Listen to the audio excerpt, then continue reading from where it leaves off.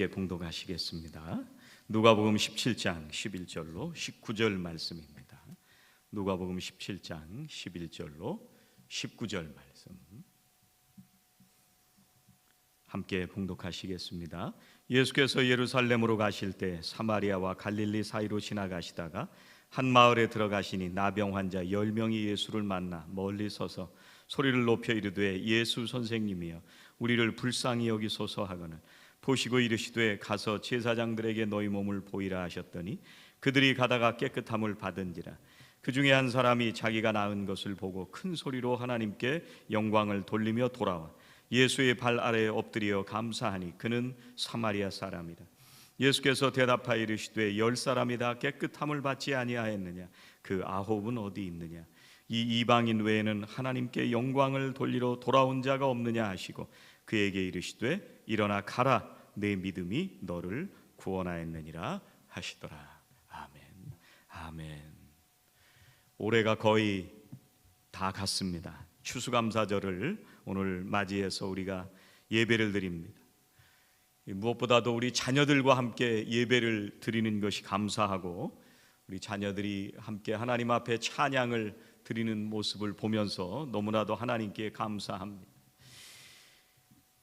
우리가 어떻게 감사를 해야 될까요? 또 우리가 무엇을 감사를 드려야 될까요? 오늘 나병 환자를 고쳐주시는 얘기를 통해서 그리스도인들의 감사는 뭘 감사하고 어떻게 감사해야 되는지, 그리고 우리가 그리스도인으로 어떻게 감사의 삶을 살아갈지 오늘 말씀을 통해서 함께 묵상하기를 원합니다. 첫 번째는 예수님을 만나야 됩니다. 12절 말씀에 한 마을에 들어가시니 나병 환자 10명이 예수를 만나. 여러분, 이 당시에 나병이라고 하는 것은요, 병 자체도 문제지만 모든 것으로부터 단절되는 것이 나병입니다. 사람들이 저주받은 병이라고 생각하고 아무도 가까이 하려고 하지 않습니다. 여러분, 우리가 팬데믹 때 코로나 바이러스에 걸리면 집에서 꼼짝을 못합니다. 그리고 사람들도 가까이 하려고 하지 않습니다. 예수님께서 한 마을에 들어가셨다가 이 사람들을 만나신 거예요. 오늘 말씀에 마을 이름이 나오나요? 어떤 마을이라는 이름이 나왔나요? 마을 이름은 중요하지 않습니다. 뭐가 중요한 거예요? 이 사람들이 예수를 만났다는 게 중요한 거예요. 지금 성경은 그 얘기하고 싶은 거예요. 여러분, 인생은 누구를 만나느냐에 따라 정말 달라집니다. 어떤 사람이 여행을 갔다가 길을 잃어버렸다면 그 길을 잘 아는 사람이 나타나서 안내하는 사람을 만났다면 정말 도움이 될 겁니다. 우리가 병에 걸렸을 때 그 분야의 최고 권위자를 우리들이 만나서 병을 고치게 된다면 얼마나 기쁘겠습니까? 그런데 오늘 말씀에 나병 환자들이 예수님을 만났습니다. 어떤 예수님을 만났을까요? 13절 말씀에 보니까 한글로는 선생님이여 이렇게 얘기를 하지만 영어로는 Jesus Master have mercy on us 이렇게 번역을 해놨습니다. Master라고 번역을 했습니다. Master란 말은 주인이란 말입니다. 이 사람들이 예수님을 뭐로 만났느냐면 인생의 주인으로 고백하고 있는 것입니다. 또 이제 오늘 읽은 말씀의 마지막 부분에 보면 예수님께서 나병 환자를 구원해 주십니다. 예수님을 구원자로 만나시는 거예요. 여러분, 아무도 친구가 돼주기를 싫어하고 멀리하는 사람들이었는데 오직 주님께서는 이 사람들을 만나 주셨습니다.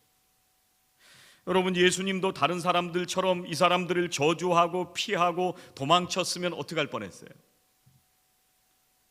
지나가다가 예수님을 만난 게 기적입니다.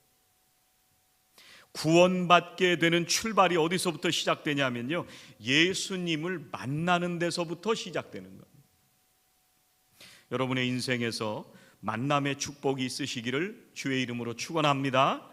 여러분의 인생에서 기쁨을 전해주는 사람들을 만나게 되시기를 주의 이름으로 축원합니다.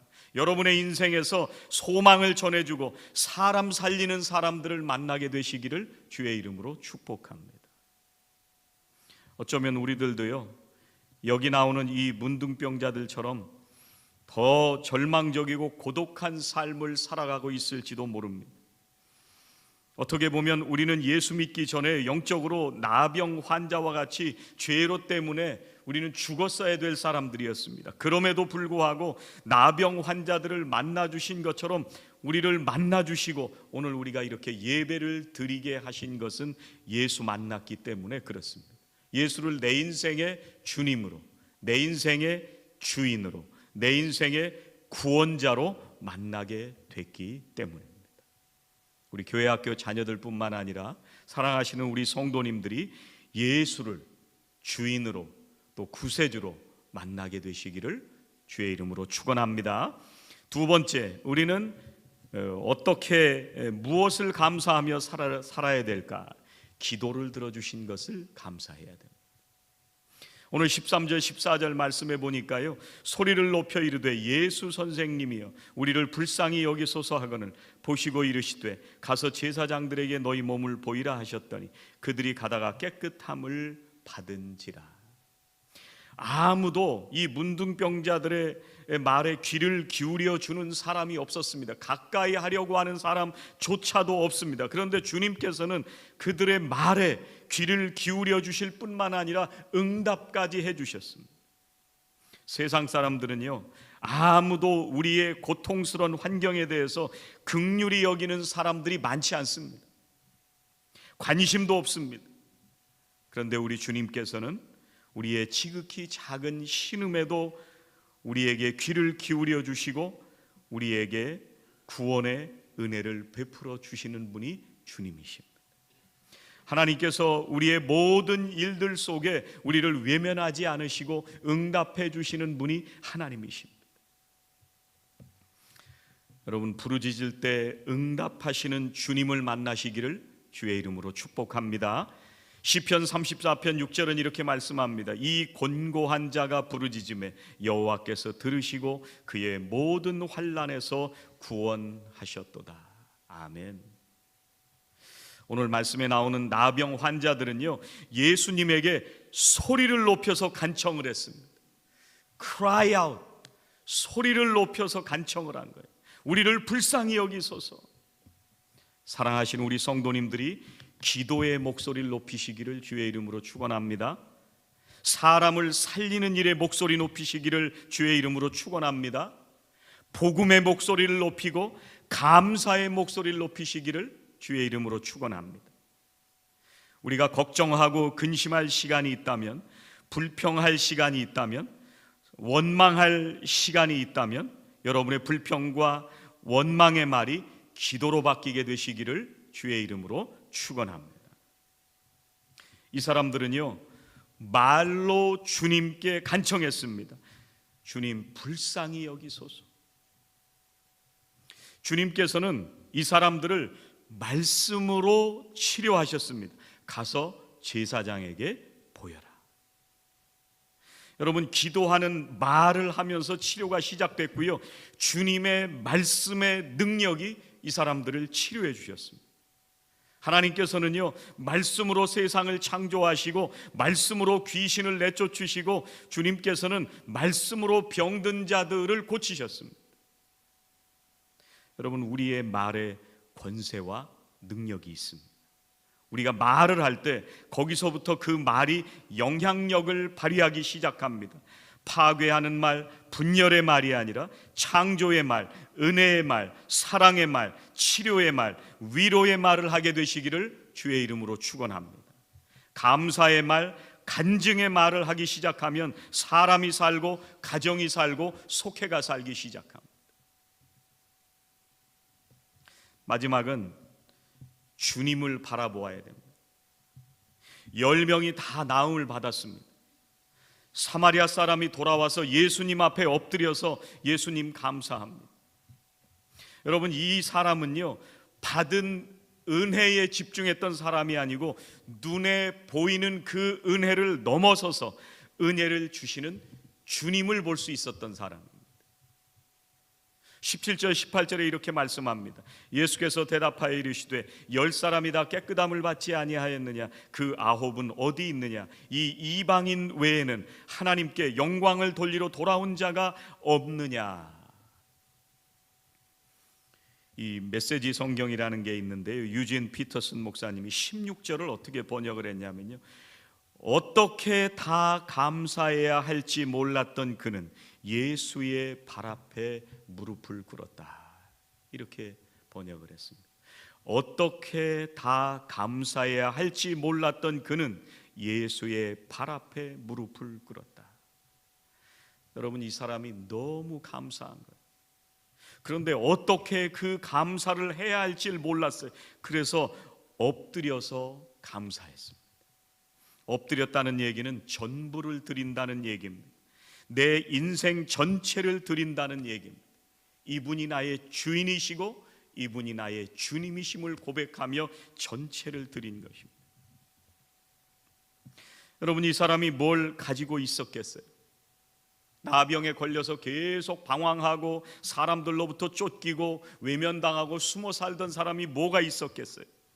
어떻게 감사해야 할지 몰랐는데 나에게 베풀어 주신 은혜보다 그 은혜를 베푸신 주님을 바라보면서 주님의 발 앞에 와서 엎드렸습니다.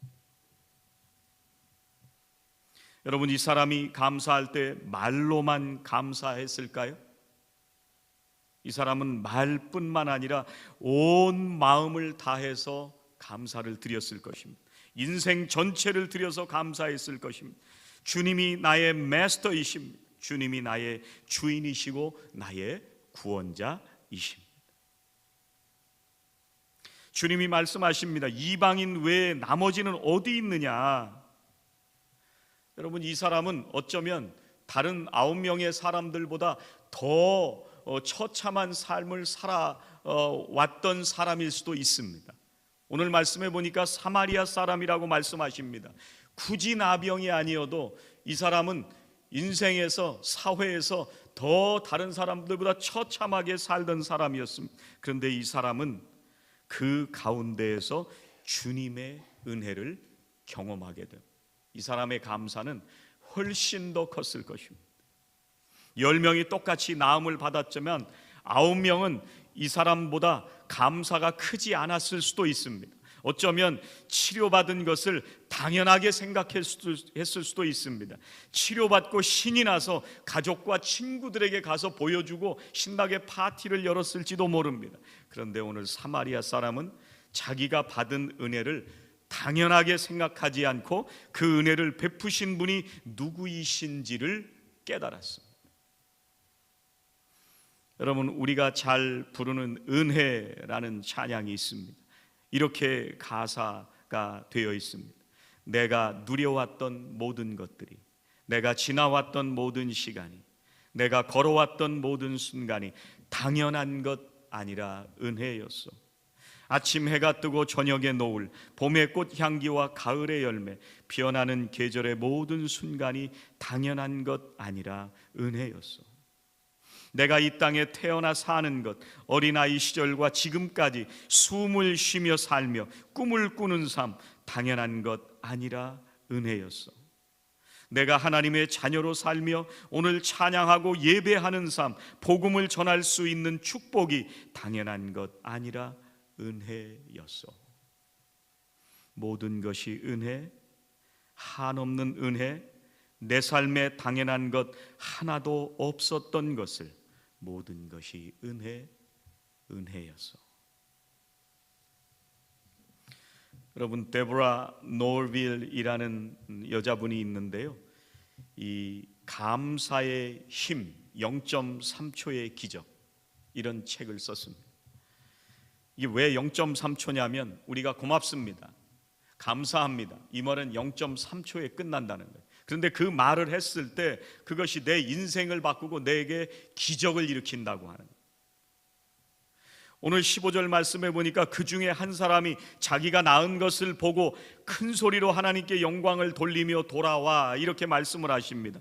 그 중에 한 사람이 자기가 낳은 것을 보고 조금 생각하다가 돌아온 게 아니에요.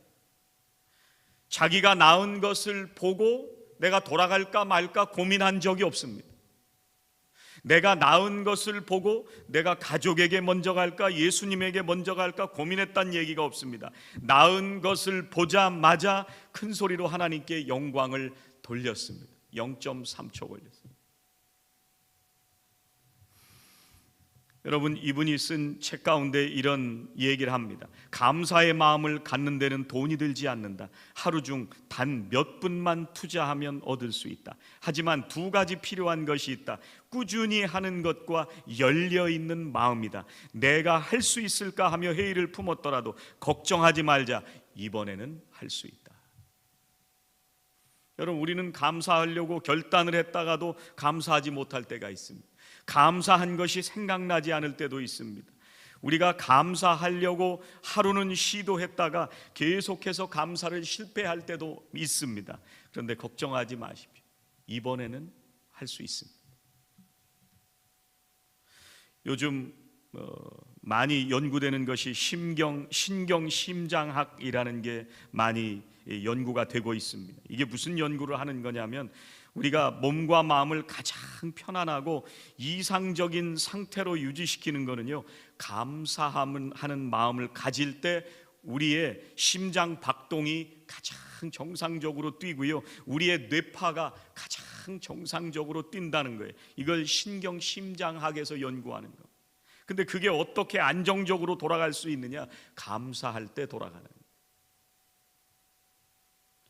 오늘 19절에 이렇게 말씀합니다. 그에게 이르시되 일어나 가라, 네 믿음이 너를 구원하였느니라 하시더라. 이 사람이 돌아와서 주님께 감사합니다 했습니다. 그런데 주님께서 구원까지 해주신, 이 사람은 병 고쳐주세요 그랬는데 가다가 병이 나아서 하나님께 영광을 돌리고 돌아와서 주님께 감사했는데 주님께서 구원까지 해주신 거예요. 여러분, 그럼 다 된 거죠. 여러분, 병이 나은 것보다 더 큰 감사는 구원입니다. 하나님은 가장 최상의 것을 주신 것입니다. 그렇다면 하나님께서 앞으로도 우리가 살아가는 인생 가운데 최고의 것을 주실 줄로 믿습니다. 사랑하는 성도 여러분, 믿음이 뭘까요? 감사가 믿음입니다. 감사가 기적을 만듭니다. 돌아와서 감사한 것이 구원의 은혜를 경험하게 했습니다. 누가 그 은혜를 베풀어 주는 것을 아는 것이 감사해요. 누가 했는지를 깨닫는 것이 축복입니다. 구원받은 사람은 감사하게 되고 감사는 구원을 드러내는 증거일 것입니다. 매일매일 사랑하시는 우리 성도님들의 입술로 감사를 전하며 살아가시는 저와 성도님들이 되시기를 주의 이름으로 축원합니다. 기도하시겠습니다. 하나님, 우리의 인생 가운데 예수 그리스도를 만나게 하신 것을 감사합니다. 그 주님을 인생의 주인으로 모시고 주님을 의지하고 기도하며 주님과 동행하는 복을 누리게 하시니 감사합니다. 우리가 살아 숨을 쉬고 하나님 주신 생명으로 사명을 감당하며 살게 하신 것을 감사합니다. 우리의 입술이 범사에 감사함으로 세상의 모든 환경 속에서 감사함으로 살아가는 복된 인생을 살게 하여 주시옵소서. 예수님의 이름으로 기도하옵나이다. 아멘.